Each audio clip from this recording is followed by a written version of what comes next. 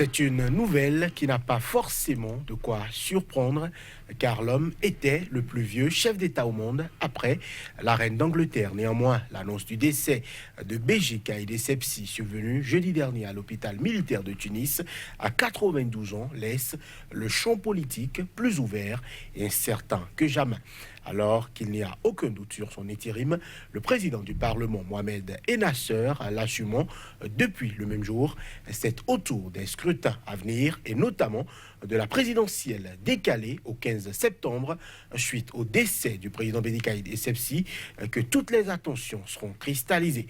Quel bilan ? Aussi bien sur le plan politique, économique que sécuritaire, laisse l'homme qui a pris la suite de Zine El Abidine Ben Ali 3 ans après la chute de ce dernier. Le printemps arabe n'aurait-il été bénéfique que pour la Tunisie dans les perspectives des élections à venir? Quel candidat a-t-il les chances de prendre la succession de Béji Caïd Essebsi? Tunisie, décès au pouvoir du président Béji Caïd Essebsi, bilan et influence sur le processus électoral qui s'ouvre, c'est le thème de l'émission du jour. À chacun et à tous, bonjour et bienvenue. Place au débat. On reprend après l'intermède.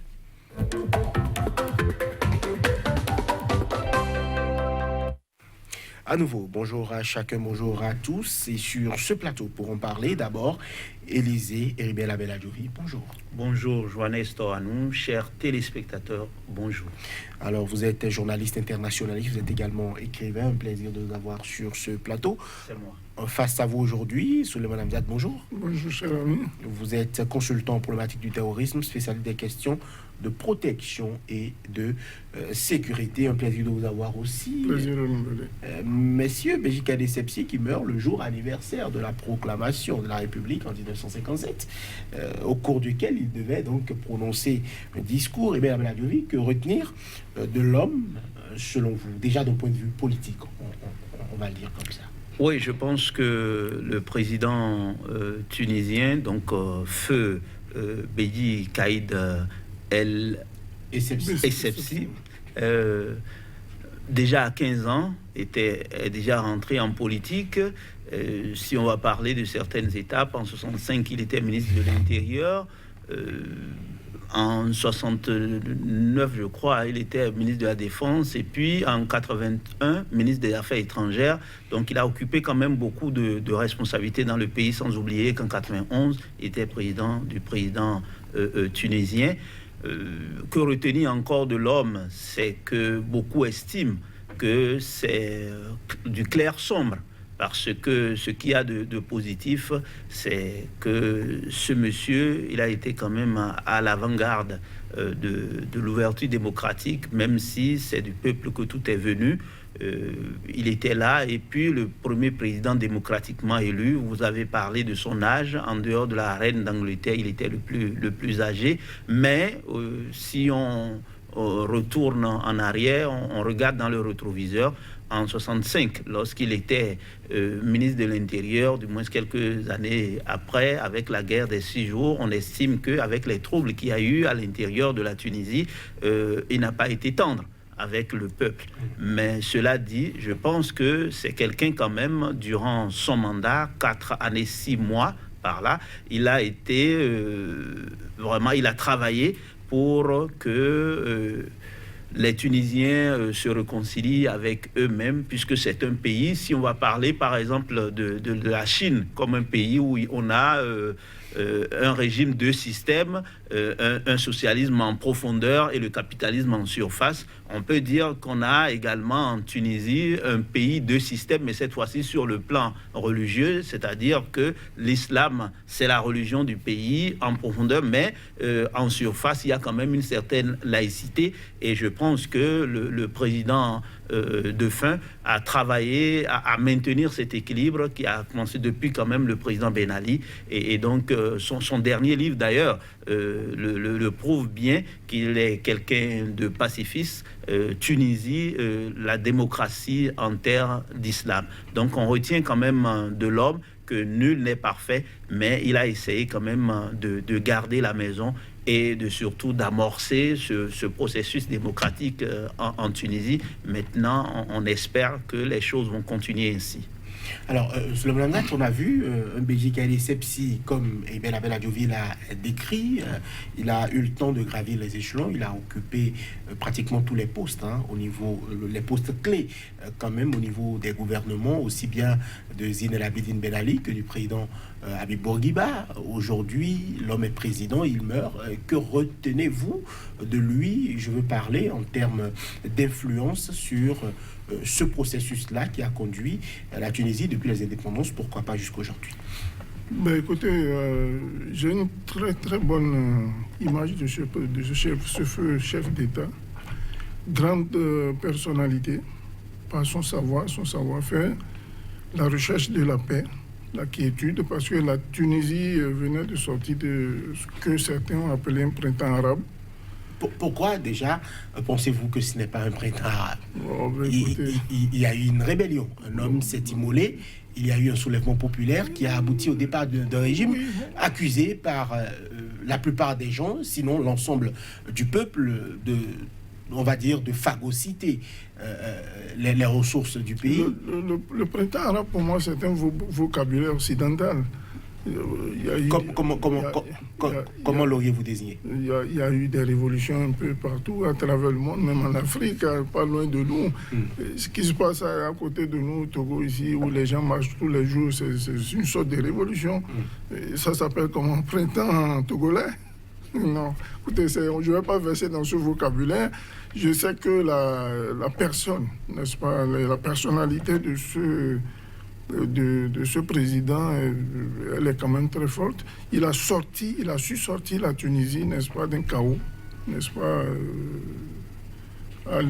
disons, en citant un exemple, par exemple, la Libye, des pays comme la Syrie, etc., où le chaos s'est installé totalement, l'Irak, etc. Il fait partie de l'un des rares pays, si vous voulez, arabophones, où vraiment le printemps, comme vous l'appelez, arabe ou je ne sais pas quoi, a su être géré dans les normes. Parce que ça vient de... Ça aurait pu basculer et on aurait pu vivre un deuxième Irak. Vous vous rappelez bien au départ du président Ben Ali, que la tension elle était très forte. Tout à fait. Il fallait un homme de charisme, il fallait un homme d'autorité, quelqu'un qui avait le sens de la gestion des affaires et du pouvoir d'État.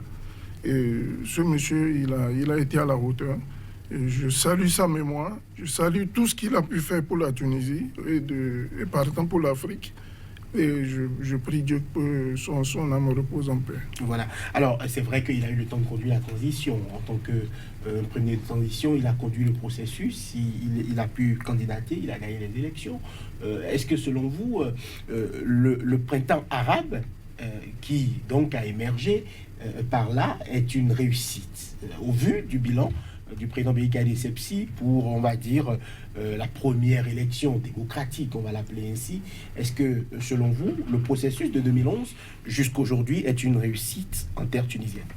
Mais je pense que c'est une réussite en demi-teinte, parce que ça ne vous a pas échappé que malgré tout ce qu'on pourrait éventuellement reprocher au président Ben Ali, qu'on a quand même eu une économie à 2 chiffres. Et donc, oui, la liberté. Mais que vaut la liberté si le peuple ne peut pas manger, même si vers la fin du mandat du président Ben Ali, les choses n'allaient plus comme il le faut. Du tout bien. Oui, mais vous savez très bien que justement, lorsqu'on parle de printemps arabe, et je souriais tout à l'heure lorsque mon co-débatteur en parlait, vous savez très bien que le printemps arabe dont vous parlez n'est pas venu tout de go.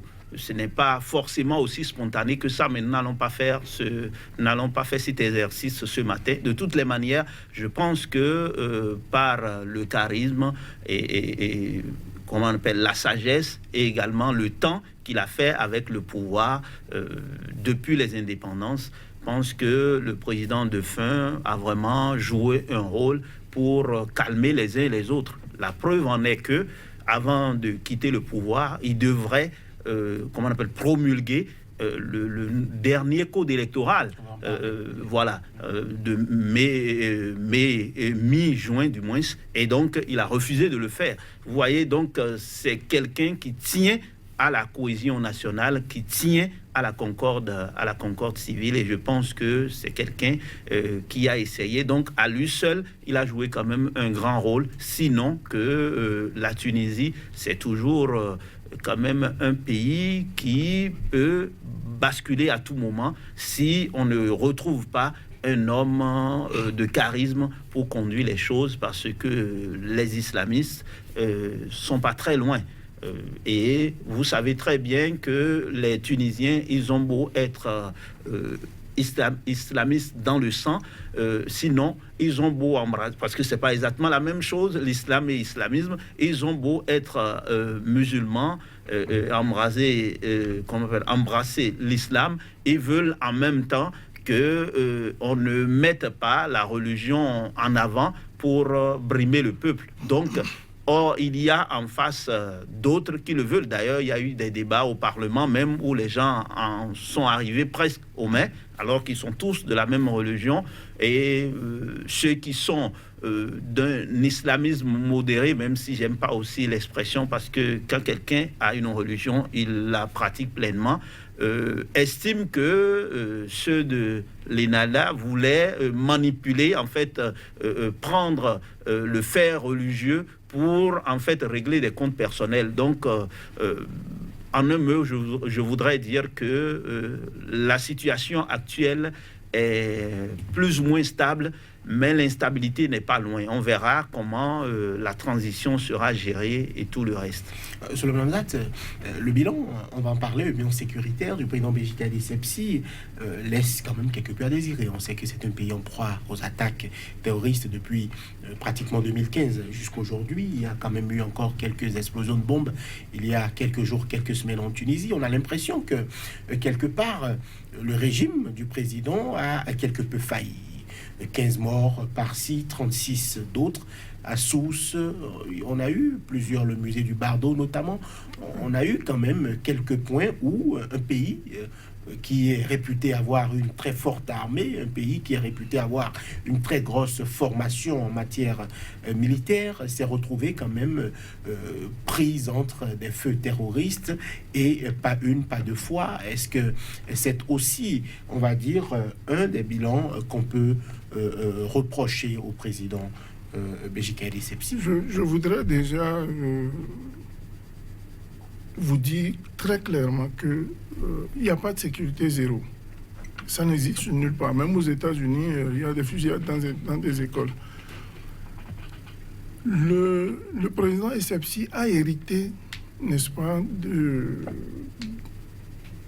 tout ce qu'il y a eu comme défaillance sécuritaire par rapport au régime de Ben Ali.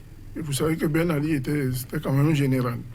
Donc, avec la rigueur, d'autres le traitaient de dictateur à la rigueur.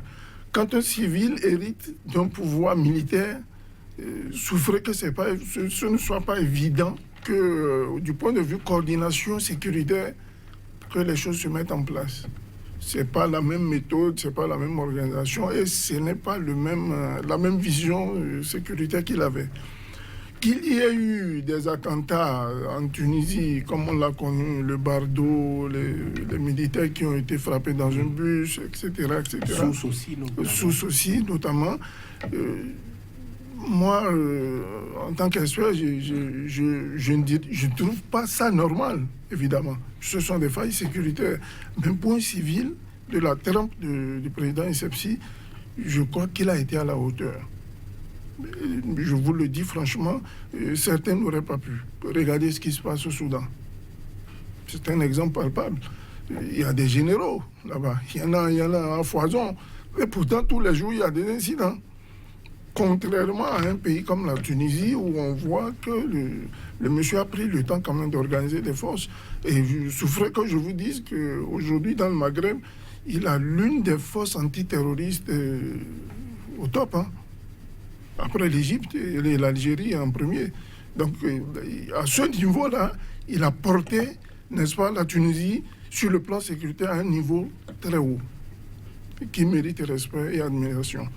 Maintenant, la suite, c'est à voir. Parce qu'un homme, un régime, une vision et puis une gestion, On ne sait pas de quoi augurerait le lendemain des sepsis, vu que déjà il y a des batailles politiques qui se mènent, et surtout, je souhaiterais que les Tunisiens aient un regard sur l'aspect sécuritaire par rapport aux islamistes. Vous voyez tout ce qui se passe en Libye. La Libye, la Tunisie, il y a une grande frontière. Et vous voyez ce qui se passe de l'autre côté de l'Algérie, où l'Algérie ne laisse pas passer.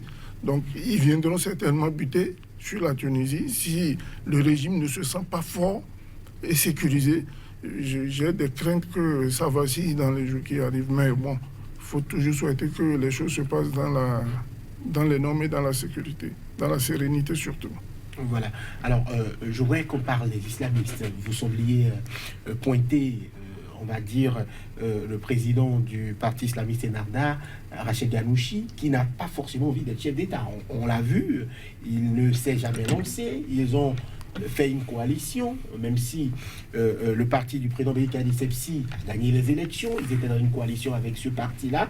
Aujourd'hui, on a l'impression que Rachid Ghannouchi n'a aucune ambition présidentielle, puisque visiblement, ce n'est que maintenant qu'il a envie de candidater pour être au Parlement, visiblement prochain président du Parlement tunisien, s'il arrive à remporter le suffrage du peuple. Pourquoi, selon vous, les islamistes tunisiens, à travers le parti Ennahda, a peur ou fait très attention à pourquoi pas briguer la magistrature suprême?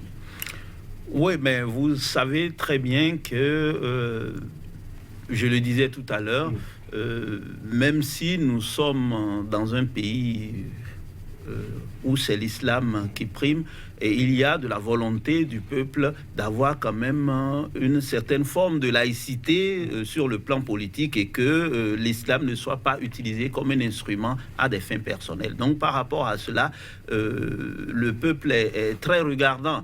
Et donc, ce parti qu'on peut considérer comme un peu marginal, même si c'est un parti qui a une forte capacité de nuisance, a bien des difficultés à se présenter comme une alternative crédible à la magistrature suprême. Parce que lorsque vous vous retrouvez dans un dessein de déstabilisation de tout un pays, même si c'est pour dire que c'est pour réaffirmer alors la pratique d'une religion, alors que le peuple est déjà dans la religion, vous vous rendez compte que c'est compliqué de le faire. C'est compliqué de le faire. Donc, je pense que c'est ça qui peut expliquer le fait que, oui, si c'est pour que la religion soit maintenue, on pourrait comprendre. Mais je pense que même le président Essebsi est bien pratiquant de la religion, est bien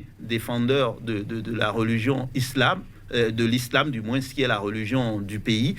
Mais le fait de vouloir instrumentaliser la religion pour des fins personnelles, c'est à ce niveau qu'il y a un problème. Donc ça ne doit pas être surprenant que le parti Ennahda ait des difficultés vraiment à avoir pion sur rue du côté de Tunis. Voilà. Alors, est-ce que c'est effectivement un risque ou une crainte? Est-ce que ce n'est pas plutôt l'exemple égyptien? On a vu le président islamiste qui est tombé, Mohamed Morsi, qui est allé en déchéance, qui a été emprisonné, qui est finalement mort en prison. Est-ce que ce n'est pas plutôt ces expériences-là où on voit la faillite, puisque visiblement, quand les islamistes gagnent le pouvoir d'État, ils deviennent, on va dire, l'ennemi mondial numéro 1, où ils subissent des feux de tout bois, de toutes sortes de personnes ou de personnalités, même de la communauté internationale à travers certains pays qui ne comprennent pas que des islamistes puissent diriger un pays. On a notamment vu avec le cas Mohamed Morsi, où c'est sinon son ministre de l'Intérieur qui finit, son ministre de la Défense qui finit par lui arracher le pouvoir, par le faire déposer, le faire condamner à mort. Il meurt en prison faute de traitement, parce qu'il était souffrant. On lui a refusé qu'il aille se faire soigner. Est-ce que ce n'est pas, je dirais, cet exemple-là d'un pays limitrophe avec qui on partage une frontière, qui fait aussi que les islamistes tunisiens, à travers Rached Ghannouchi, n'ont pas forcément envie d'aller à la conquête et l'exercice du pouvoir d'État. Je voudrais faire une clarification claire et nette par rapport à islamisme et islam. L'islam est une religion de paix, n'est-ce pas, d'équité, de partage, qui est en réalité une religion de non-violence. Vous savez, dans tout groupe ou dans toute organisation, il y a toujours un côté extrémiste. Dieu, même dans son royaume, il y a le diable à côté. Donc, c'est vrai que sur le plan humain, il n'y ait pas, que ce ne soit pas un miracle ou un mystère. Le deuxième paramètre, c'est que la Tunisie est un pays qui est, pareil, par naissance musulman, un pays musulman, mais dont les habitants aiment la laïcité. Quand vous allez en Tunisie, vous voyez, c'est comme la France. La Tunisie, il y a une certaine liberté, les gens veulent aller à la plage, et on n'est pas obligé de mettre la burqa, on n'est pas... Oui, et à côté, faisons une analyse. Il y a des pays comme l'Arabie Saoudite qui sont à bloc musulman, foncièrement musulmans, et pourtant adulés de ceux que vous connaissez. Ils vont chercher de l'argent. Donc, il se passe que c'est un problème d'intérêt. C'est juste des intérêts qui sont en jeu. Et quand ça arrange, oui, il n'est pas islamiste, mais quand ça n'arrange pas, c'est un terroriste. Je vous donne le cas encore du Maroc, qui... Le royaume chérifien, mais c'est des descendants du prophète Mahomet. Si vous ne le savez pas, je vous en informe. Ce sont des descendants du prophète Mahomet. Et si tel est le cas, qui parlerait de religion mieux que les Marocains? Et pourtant, c'est un État laïque. Et là, personne ne parle parce que les intérêts ne gênent pas. Mais le jour où le royaume chérifien va bloquer un ou deux intérêts qui appartiennent à ceux que vous connaissez, il deviendra de facto un État sur la liste de ceux qui sont traités comme des États terroristes. Donc, partant, moi, je reviens au président Kaïd Essebsi, feu président et très respecté président Kaïd Essebsi. Il a su remonter et donner à la Tunisie, n'est-ce pas, sur le plan sécuritaire, un élan à nul autre pareil. Surtout dans la situation où se trouvait la Tunisie.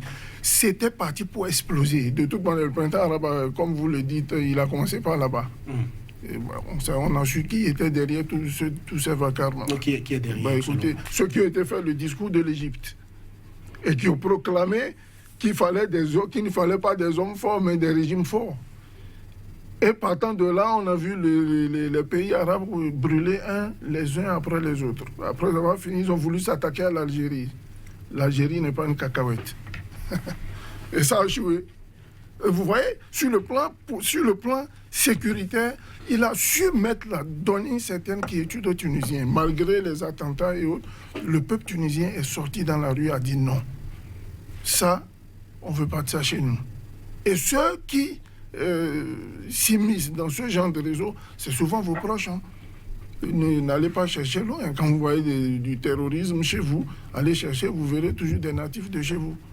Donc si le mur n'est pas lézardé, il n'y a rien qui rentre. Ceci étant, il a su, par quelle méthode, je ne sais pas, mais il a su être à la hauteur du point de vue sécurité en Tunisie. Et partant, je pense que sa sagesse, n'est-ce pas, son expérience politique a dû jouer fortement.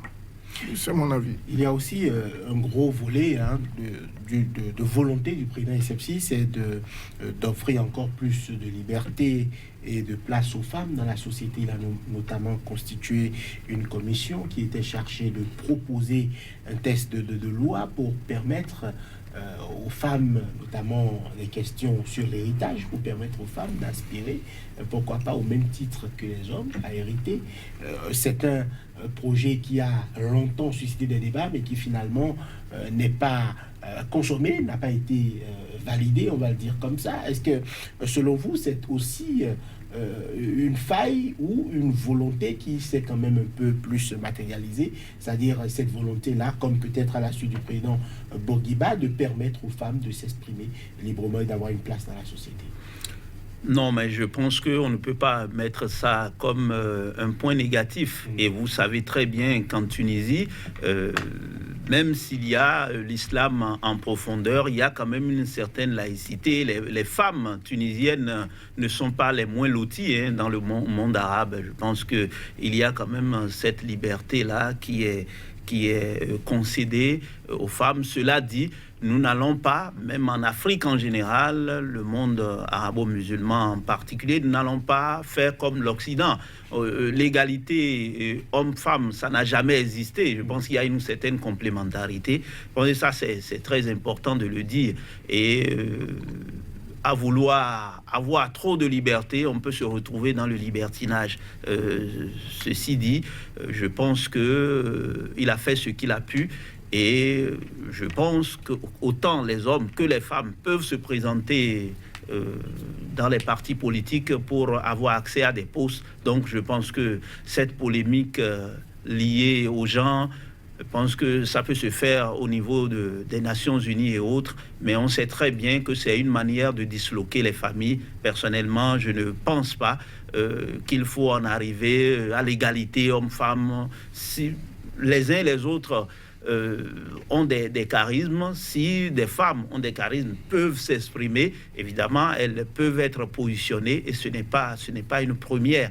Maintenant, vouloir forcément renverser la tendance et dire qu'on est égaux, je ne pense pas que cela soit vrai. Et donc, moi, je pense que de ce côté-là, cette volonté quand même de permettre à ce que chacun reste à sa place est une très bonne chose. Cela dit, je pense qu'il y a quand même des défis après le départ du président et Sepsi sur lesquels il faut revenir. Et le premier défi, c'est curieux, c'est justement que le président de transition, Mohamed Nasser, puisse aller jusqu'au bout, parce que cela ne vous a pas échappé qu'il y a seulement quelques semaines, en fin juin, il était hospitalisé. Et que son vice-président du Parlement, sur un dossier pour lequel le ministre des Transports a été invité à s'expliquer, il y a eu justement de tiraillement entre le parti présidentiel et le parti islamiste. Et dans ces conditions, il s'était fâché et il est tombé évanoui. Donc, on a aujourd'hui un président intérimaire qui va présider aux destinées de la Tunisie aux élections du 15 septembre prochain, mais qui n'a pas une santé robuste. Donc le premier défi déjà, c'est que le président du Parlement, qui est devenu président intérimaire, aille jusqu'au bout, qu'il finisse vraiment la transition, parce que vous savez très bien que l'élection était prévue pour le 17 novembre, mais à cause du décès du président en exercice, on est obligé de rapprocher la date de l'élection.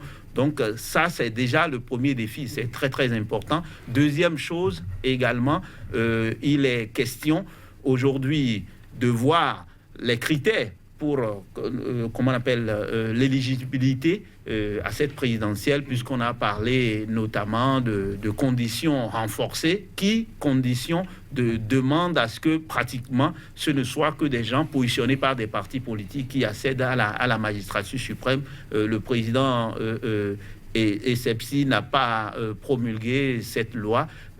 J'espère que le président intérimaire ne va pas le faire. Encore que... oui. Si vous me permettez, j'aimerais un peu argumenter par rapport surtout à cette loi, qui semble une loi qui écarte le mania de la presse. Je ne cite pas son nom. Donc, je pense que les Tunisiens trouveraient à travailler énormément à la quiétude du pays. Et surtout à ne pas rallumer des tensions, parce que le parti Ennahda, il n'est pas loin, il est à côté, il a l'œil, il vise. Mais il y a aussi que les Tunisiens doivent travailler à renouveler la classe politique. Parce que la génération Bourguiba et autres, là, elle continue à ce jour. Donc il serait temps que des jeunes comme le Premier ministre, celui des médias dont je viens de citer, des jeunes qui ont du punch et de la vision, décident de revenir aux affaires en Tunisie. Voilà, il y a le président de l'Assemblée des représentants du peuple, l'ARP, c'est le nom qui est donné en Tunisie, Mohamed Nassir, qui est président par intérim. L'homme a aussi 85 ans, soit dit en passant, des problèmes de santé aussi. On lui demande de rester en vie entre 45 et 90 jours tout au moins. Est-ce que selon vous, il pourra le faire? La vie appartient à Dieu. la vie et la mort viennent de Dieu. Et je suis croyant, on ne me fera pas dire le contraire. Et mon souhait, c'est de prier pour que cela soit, afin que les choses aillent à leur terme. Voilà. Alors, Mme Adjovi, pour info, Mohamed Nassir ne pourra pas faire grand-chose. En tant que président par intérim, il a des pouvoirs extrêmement limités en Tunisie. Il ne lui est pas possible de modifier la Constitution, il ne lui est pas possible de convoquer un référendum, il ne lui est pas possible de dissoudre le Parlement, ni même de censurer le gouvernement. Donc, je crois que cela restreint considérablement son champ d'opération, et visiblement tout doit se passer au niveau donc du Premier ministre Youssef Chahed, qui est donc chef du gouvernement et qui est tête, on va dire, on va appeler chacha, qui est tête sans doute à la base de ce projet de loi qui est passé au Parlement et qui voulait que aucun homme qui ait bénéficié du soutien d'un média public qui ait pu faire communication ne puisse être candidat, qu'aucun homme qui soit allé au contact des Tunisiens pour leur donner de l'argent ou pour leur offrir des vivres ne puisse candidater, on va l'appeler comme ça.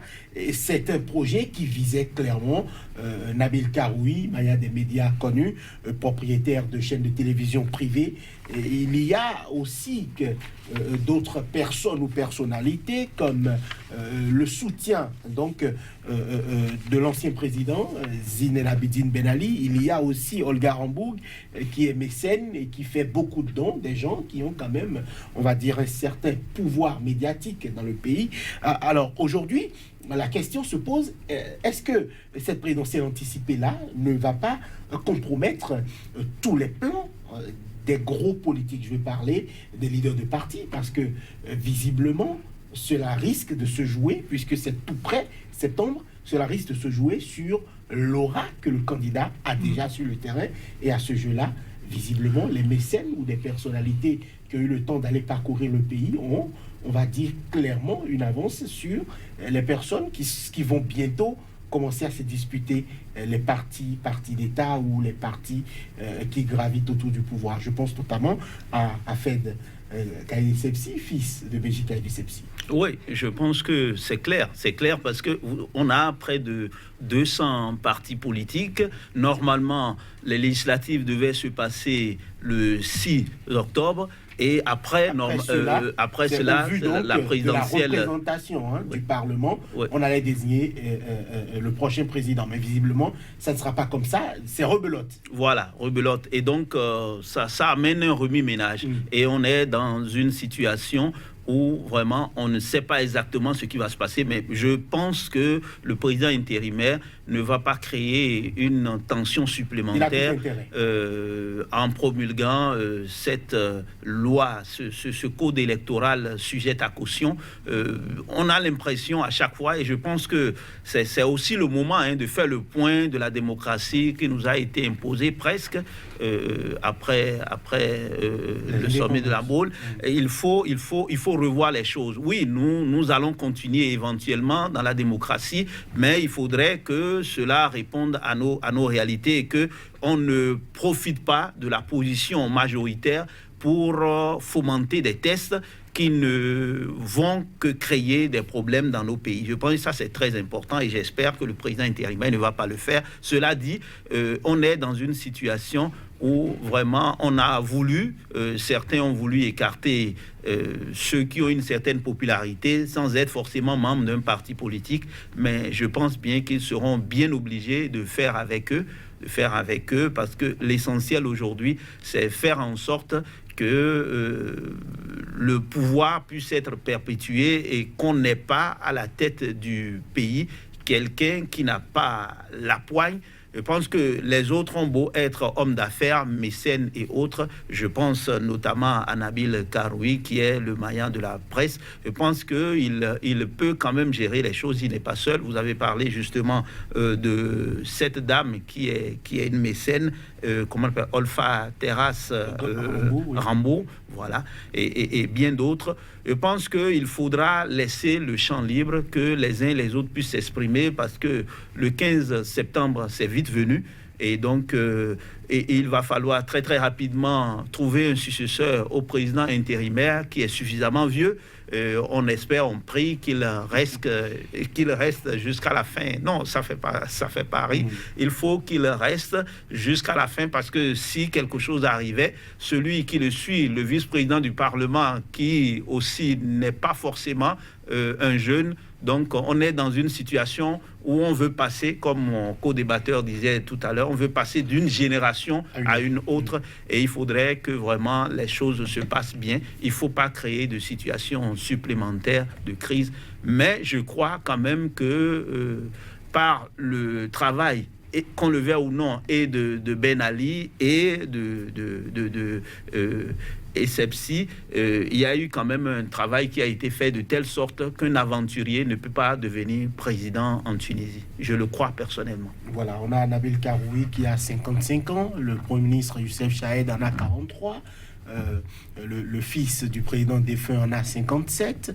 On a l'impression qu'aujourd'hui s'avance sur le champ politique des personnes ou des personnalités qui sont autour de la cinquantaine, donc encore relativement jeunes et suffisamment aptes à conduire les affaires publiques. Est-ce que selon vous, c'est aussi une bataille générationnelle qui s'ouvre en Tunisie? Je rappelle souvent dans mes émissions que toute autorité vient de Dieu. Et Dieu seul sait qui présidera dans les semaines à venir, les mois à venir, aux destinées de la Tunisie.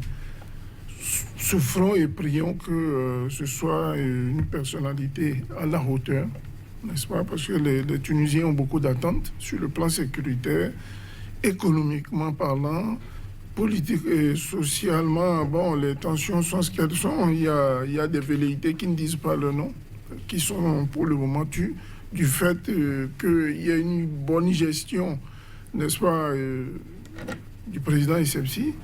Et il faut reconnaître aussi que dans le monde arabe, le paternalisme est quand même fort. Quand vous voulez agir, on dit « Ah non, attention, le vieux a parlé ». Donc Essebsi avait cette tranche-là, n'est-ce pas, de calmer cette jeunesse-là. Je parlais tantôt aussi de renouvellement de la classe politique. Tous ces jeunes-là qui arrivent sont des jeunes qui ont la fougue, qui ont envie de participer à la gestion de leur pays, ce qui est tout à fait normal. Et je pense, à mon avis, qu'il doit arriver dans le renouvellement, n'est-ce pas, de la classe politique de chaque État. Et c'est le cas de la Côte d'Ivoire. Je souhaite que ça passe aussi de ce scénario vers les jeunes. Il arrive souvent qu'il y ait des ratés. Parce que les jeunes n'ont pas l'habitude d'avoir une entrée assez relativement calme en politique. La fouguière, on veut gérer, on a le tempérament fougueux, on veut y aller tout de suite, alors que le volant il n'est pas facilement manipulable. Donc mon souhait pour la Tunisie, c'est qu'il y ait une élection dans le calme, dans la sérénité, et surtout qu'on veille à l'état sécuritaire du pays. Rien ne se fait dans le bordel. Rien.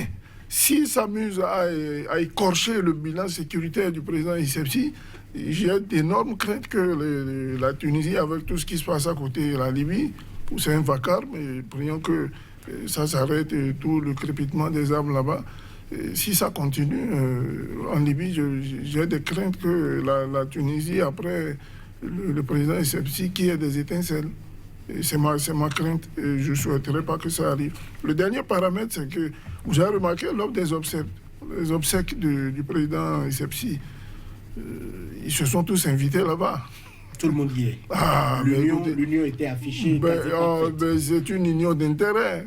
Non, mais c'est clair que la présidentielle va... La Tunisie est...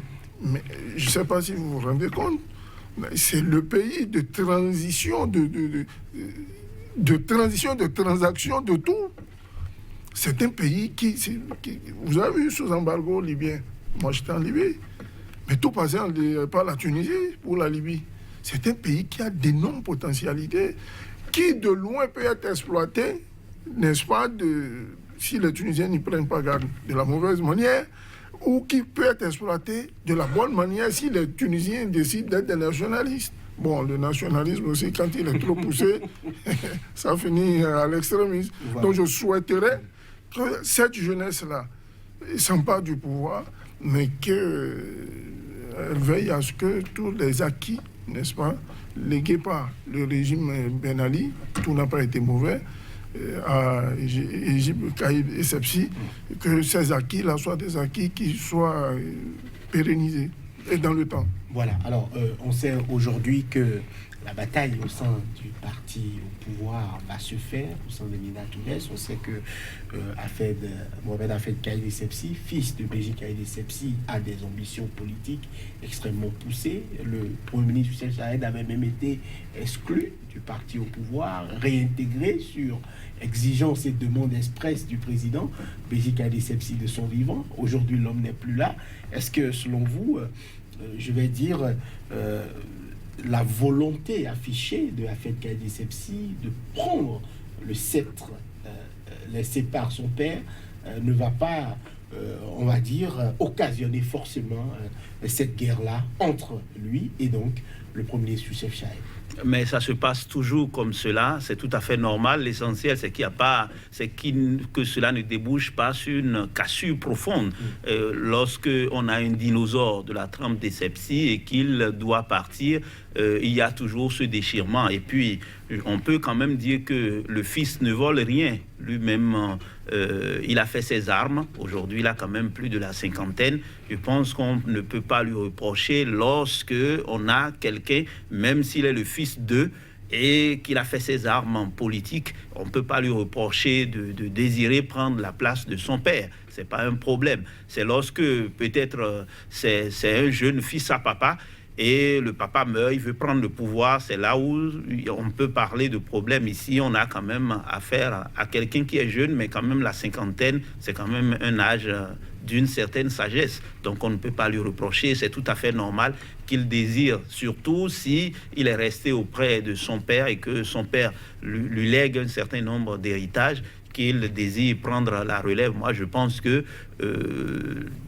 les uns et les autres, que ce soit le Premier ministre, que ce soit le fils du père, chacun va apporter ses arguments et c'est aux Tunisiens d'en décider, notamment ceux du parti. Je pense qu'il n'y a pas grand problème à ce niveau, c'est le jeu normal de la politique. Cela dit, il faut faire en sorte que le jeu ou l'enjeu ne tue pas le jeu et que au-delà de cela, la pratique politique continue.